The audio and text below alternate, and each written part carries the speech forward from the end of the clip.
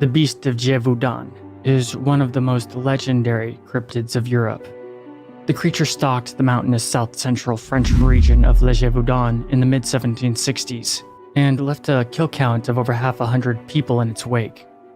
The peasants in the area cried out for the king's justice, declaring that a loup-garou, werewolf, was killing the small folk in droves, and there was nothing they could do to protect themselves. Oddly enough, all descriptions of the beast are similar, which is very rare among mass panics concerning monstrous cryptids, much less sightings that took place in the 1700s.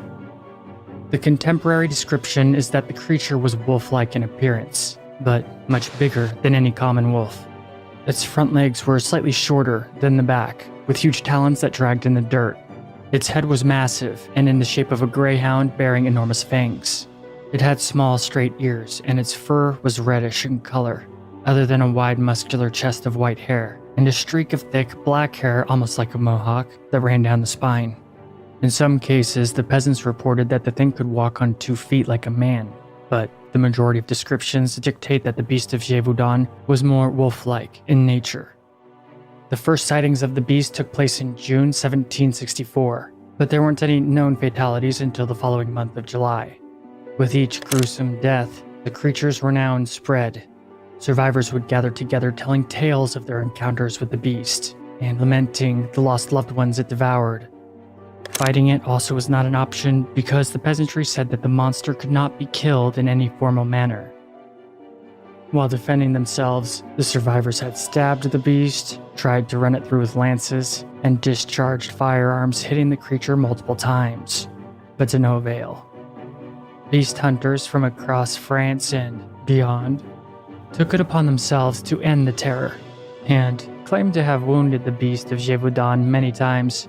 It always reappeared elsewhere soon after, seemingly unharmed. With rumors abounding through France of the creature's invulnerability and unstoppable path of destruction, panic spread among the lower classes, and the terror was equaled only by their fascination and a consistent outcry for the king's justice.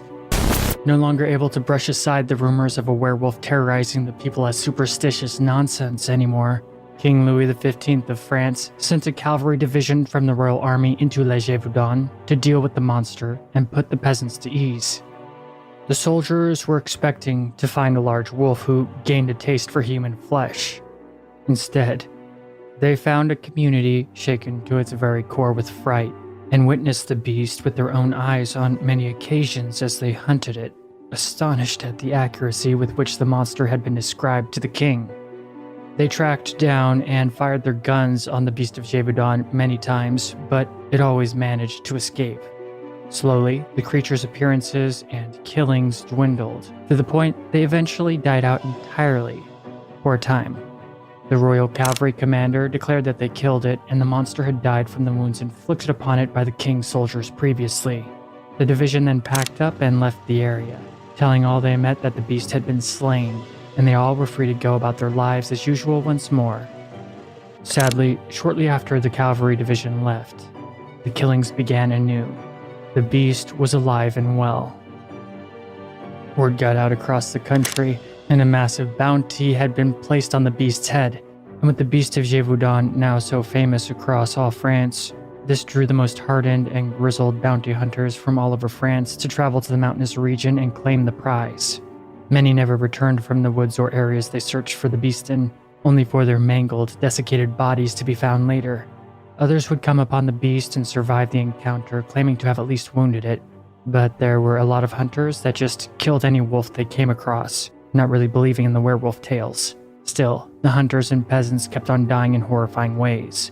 Nothing seemed to be able to stop the beast. Villagers abandoned their homes, farmers left their farms, and only the foolish went outside alone. Entire villages were left to become ghost towns. The intellectuals of France believed a new species of monstrous animal had been let loose in the countryside, something perhaps from Africa or the Americas. Nothing could ever be concluded other than the body count piling up with seemingly no end. By this time, word of the horror had spread far and wide, and the Beast of Gévaudan had become an international legend.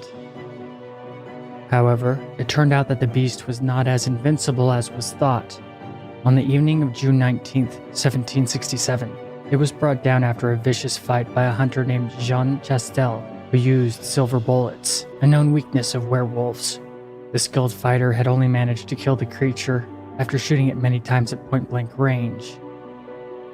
The beast's kill count was around 60 people, men, women, and children, all being fair game to the monster. It looked like the beast of Gévaudan's reign of terror had finally come to an end. The creature's corpse was paraded through Les Gévaudan to the praises of all the peasantry. Eventually, they made their way to King Louis XV, who ordered the corpse to immediately be disposed of. The beast was buried in an unmarked grave, whose location has been lost to history.